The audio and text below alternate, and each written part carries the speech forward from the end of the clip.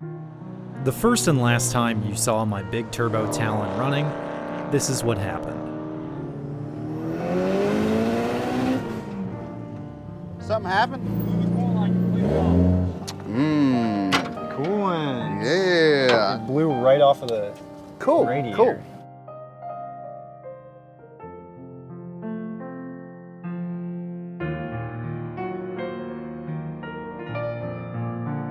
And unfortunately, it gets even worse than that. Yeah, that's done. Well, how am I gonna break the news to Ben about this?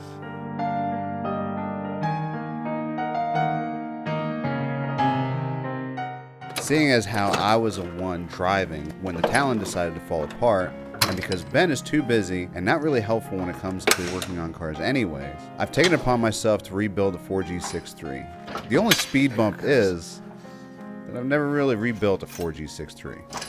I've only ever built one motor before this one, but I guess that means I'll be learning a lot. So now that the engine is out of the Talon, we need to go ahead and start breaking down the engine to, a complete bare block. Let's get into tearing down the 4G63 again.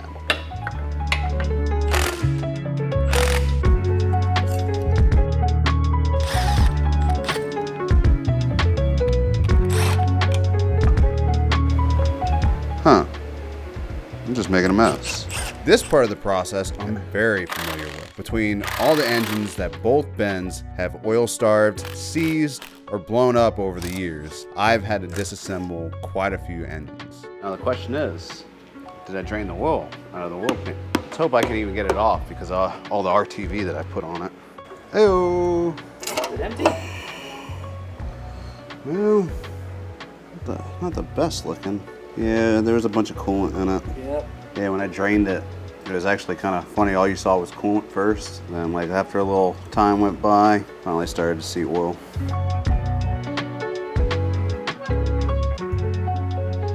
As I say, I know there's going to be coolant. Mark, you're getting coolant in the oil pan. Oh no. Oh no. What are we ever going to do?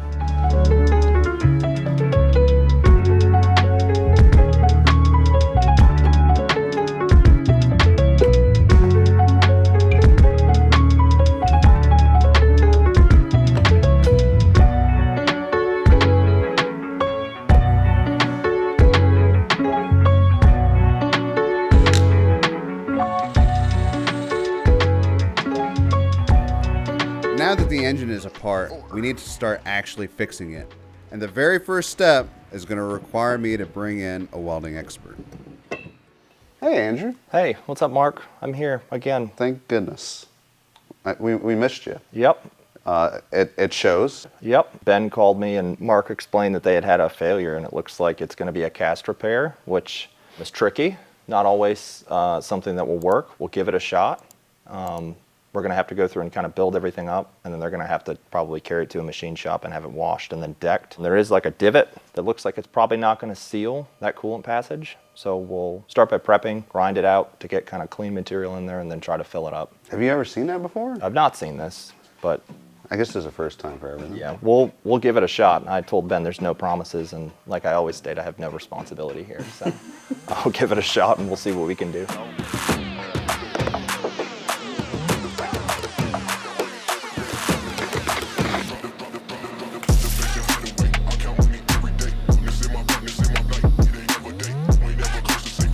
It'll be all right. I think it'll work. It's not pretty, but it's reinforced.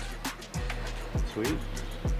Let's hope it stays. Yeah, well, hope fades, so. Thank you again, Andrew, for welding up this block for us. The next step for us to do would be to take this thing to a machine shop. Hopefully the weld holds. We won't know until we actually start getting it decked. I think we're also gonna have the cylinders checked, make sure that the heat that we did put into it didn't warp anything. So let's go ahead and start taking this to the machine shop.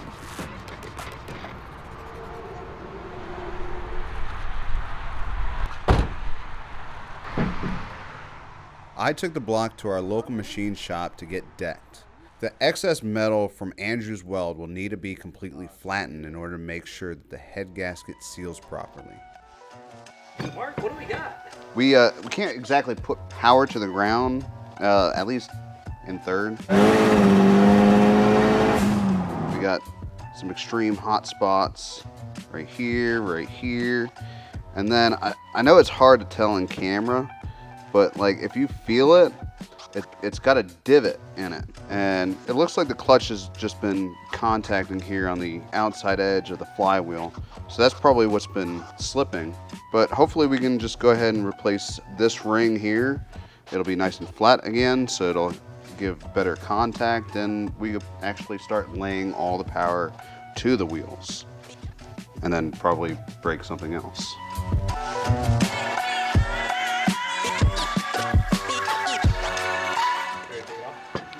Oh, I'm ready.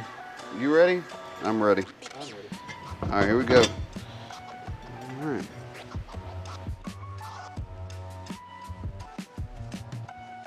Even this has seen better days. I guess we should clean that up a little bit. That way, wow, look at all the heat. Even on the backside. Holy smokes. It went all the way through.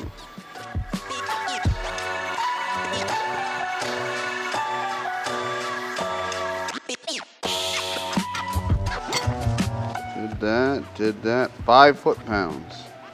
I don't think we have a wrench that goes down that low. And there it is. The plate is on, torqued to the proper specification. I went home and grabbed the torque wrench. 5 foot-pounds. 5 foot-pounds? 5 foot-pounds. How'd you verify it? My hands, because they were giving out.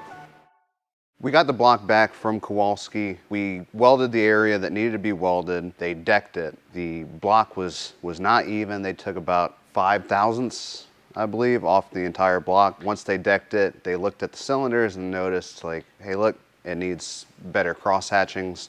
So we went ahead and got them to do that. But anyway, the first thing I need to do is start cleaning this. So it's just gonna be a bunch of cleaning, making sure that I got any shavings, any metal out. So I'm gonna try and do a very good, thorough job. I enjoy cleaning, believe it or not. So this will be satisfying for me.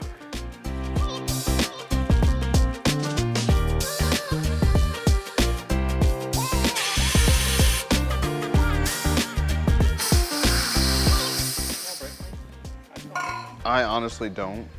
And, Don't either. and it terrifies me a little bit. I mean, we're in a well-ventilated area. So now that all that's clean, I'm gonna go ahead and open this up, start lubing up our main studs, and I'm just gonna go ahead and start installing them. Once that's done, I'll go ahead and install the main bearings and start rocking and rolling on this thing.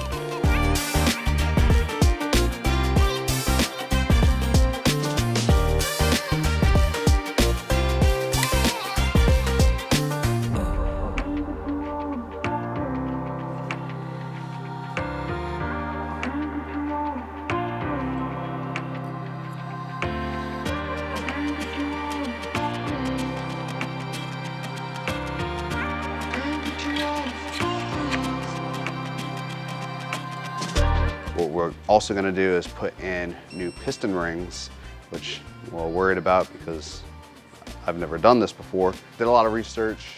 It should be fine, right? This thing's got no ring yet. So right now we got 0.010. We're looking for like 0.027.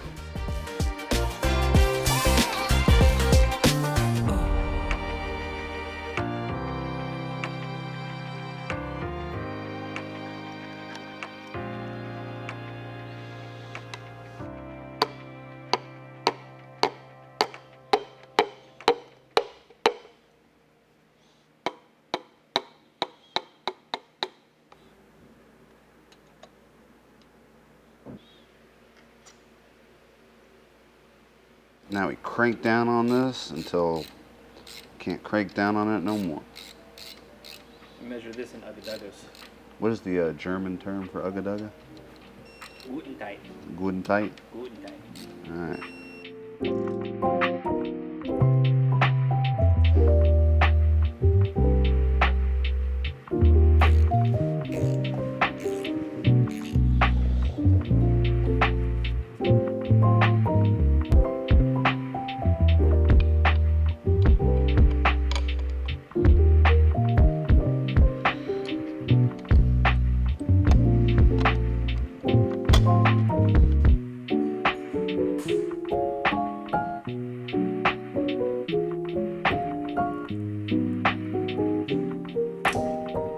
All right, so here we have our old head. Obviously it's no good. We kind of, blew a hole through it. And we're gonna take all this stuff off this, this head here. We have our old head, and by our old head, I mean the old head that was on the road trip to Moab. It's already been decked, which is nice, so it's nice and flat. All the valves have been pulled out. We need to start getting this head back together.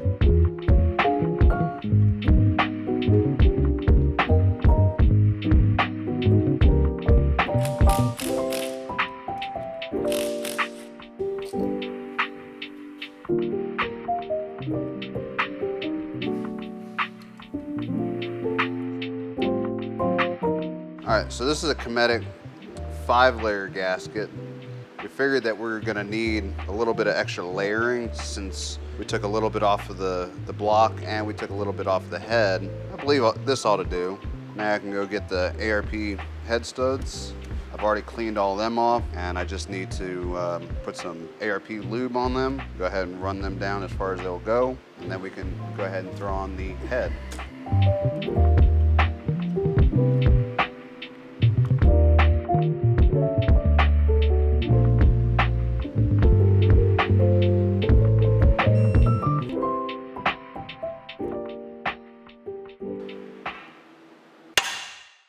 So as you can see, the head is back off. In the last shot, which was torque value number 2, got up to about 72 foot-pounds, and talking with a bunch of DSM guys, running 30 pounds of boost, you kind of need more than 90 foot-pounds. Well, I was going for 110, and well, lo and behold, I snapped a ARP head stud. Talked to ARP, I was telling them that I had L19, but I don't see any indicators on the ARP stud that shows L19. And he's like, well, it should be at the top. And well, it's not. This is their entry level head stud. And I asked him what the torque should be on that, and he told me 80. Now we got some L19s. Let me show you that. I gotta put some gloves on because I don't want to damage that already. These are the L19s, so they should be strong enough to hold 100, 110 foot-pounds. Look at this stud, this good-looking stud. And then there's ARP studs.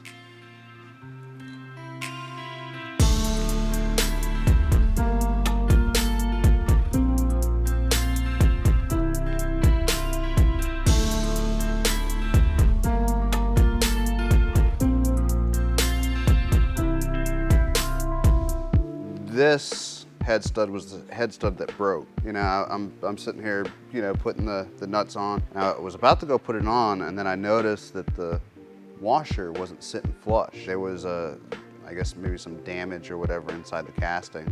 So I sat there with a pick, and I tried to pick out any high spots. And now the washer sits flush. So I'm thinking when I was torquing it down the last time, it wasn't sitting completely flush to the head. I'm pretty sure that's why it originally broke. But I fixed that, it sits flush now.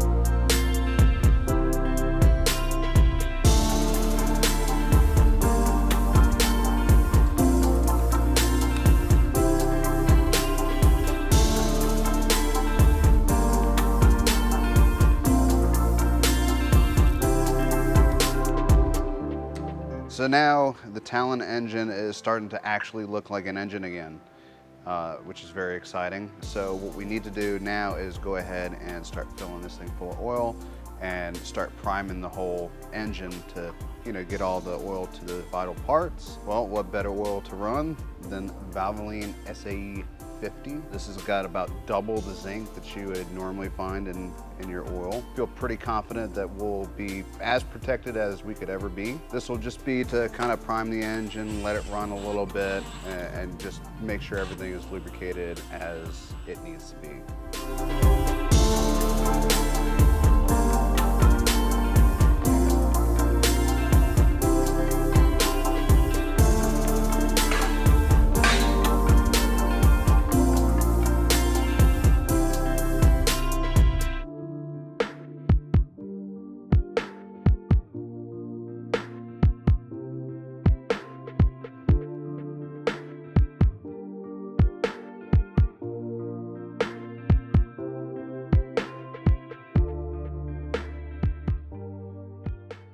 Yeah, I am super nervous. But the engine is primed to oil. Everything's back together. I guess I still need to connect the battery because I didn't connect the battery. So let me go do that, and then I'll rejoin you in the driver's seat. First start of the Talon under my hands.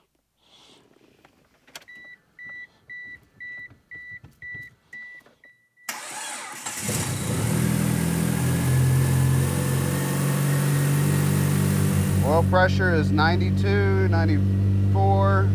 Air fuel ratio is 13 and a half. Why does that sound like a vacuum leak? It sounded like a vacuum leak because it was one. But first we had even bigger problems. Got a big fuel leak. Ah. Ben saw the injector on cylinder 2 leaking a bunch of fuel. So I pulled the rail off and reseated it, which fixed the leak on cylinder 2. Then injector 3 had the same issue, so I fixed that.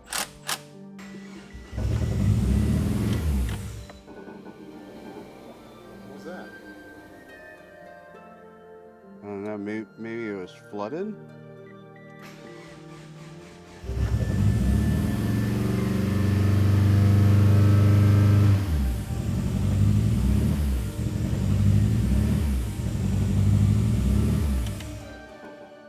The Talon sounded like a boxer engine. So now we start diagnosing. Maybe if you flooded it bad enough, then it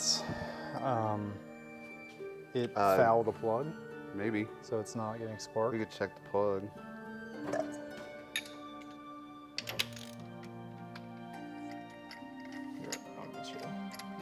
All the spark plugs all seem fine.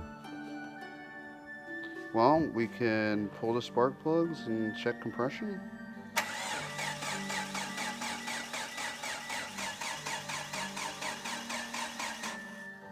Yeah, like 140, about the same as the last cylinder. The engine compression, even across all 4 cylinders, roughly about 140. The rings have not seated yet. O2 sensor, working as intended. It was a late night of diagnosing before we finally called it quits for the day. Hey guys, just wanted to take a quick commercial break to let you know that we have new merch for sale. And this is not just any merch, this is the highest quality stuff we've ever done by a long shot. Super comfortable, super high thread count, and all silk screen printing. So we've got the Gears and Gasoline logo on the front, and then this is my favorite shirt for no particular reason, but this signature shirt is probably gonna be our best seller. We've also got this DSM shirt, which fittingly it is on a lift. And we've got this exploded diagram of an FL5 Civic Type R, which bears a striking resemblance to Ben's car.